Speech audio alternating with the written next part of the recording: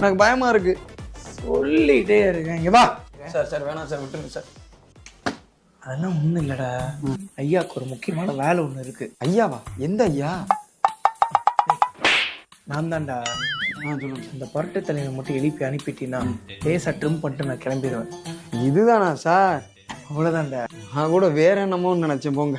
Sir என்ன நினைச்சீங்க? அது ஒண்ணும் இல்லை சார். நேத்து பக்கத்து வீட்டுல 10 மணி போல ஏறி குச்சி ஒரு 10 பவுன் நகையை தூக்கிட்டு வந்துட்டேன்.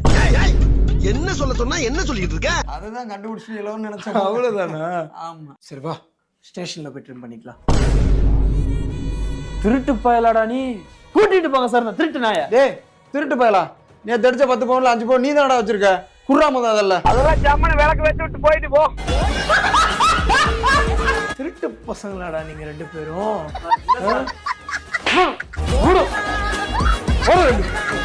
எவ்வளவு ட்ரிக்ஸா என்னை